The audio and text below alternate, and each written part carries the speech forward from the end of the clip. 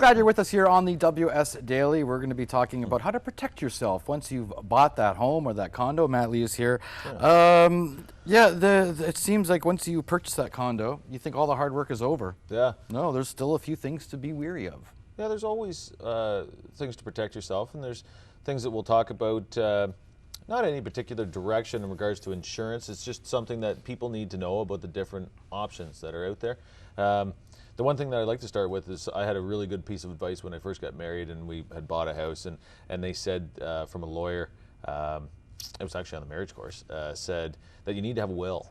You need to have a will to state where funds and the assets are going to be going, even at an early age. Because the thing is that, you know, I hate to say it, but accidents do happen, and it's one of these things you want to be protected. You want your family protected at the time. If something tragic happens, you don't want your assets to be frozen for any amount of time, because it could happen that if you don't have a will, and certain person that, say, passed away was paying the mortgage, and there's, you know, funds that are in that person's account, and they get frozen, and they don't get frozen forever. But I mean, so the government will freeze those assets. Yes, if there's no will. If there's no will, and therefore then they basically have to take time to figure out who gets it. You know, is there a trail? Is there somebody that's signed on to the property as a co-signer that all of a sudden? So they have to figure out all of these things. They can take a bit of time. When I first bought my condo, when I first bought a condo, my real estate agent said to me the same thing. Do you have a will? I went, no, I'm still young. He goes, you have to get a will now.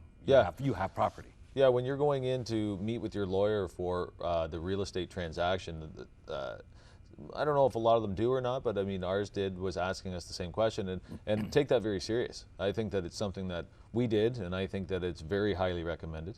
The other thing is when you talk about life insurance versus mortgage insurance. Life insurance is for a set amount. So you're paying into X amount of dollars, and that's what your life insurance is. When you pay into a mortgage insurance, the mortgage insurance is X amount of dollars, but as your mortgage decreases, the amount of the return is decreasing. So you're paying into a depreciating amount. So therefore, once you get down and say you have a $400,000 house, you know, you go through 20 years and all of a sudden something happens, and all of a sudden there's only $50,000 to $60,000 owing on that mortgage. That's what that insurance claim is for. And a mortgage insurance isn't automatically part of your mortgage payment? It's something that you have to acquire separately? Yeah, so they'll ask you, you know, and they will roll it in if you would like that. That's something you'd have to talk to your mortgage broker or bank about. And some of them actually do life insurance as well. So the thing is that, you know, just figure out what you would like to do, and I think that doing that to protect everybody around you is a good idea. And then the other thing is disability insurance. If you get hurt, somebody like myself where I don't have a pension or benefits and I get hurt, it's one of those things you want to make sure that you're covered for those mortgage and insurance and paying everything going through the house.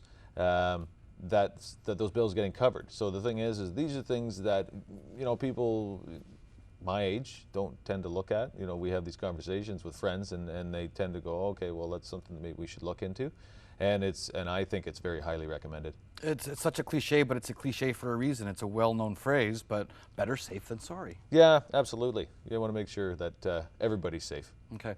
So. Matt Lee, thank you so much. Great advice, as always. Yeah, no problem.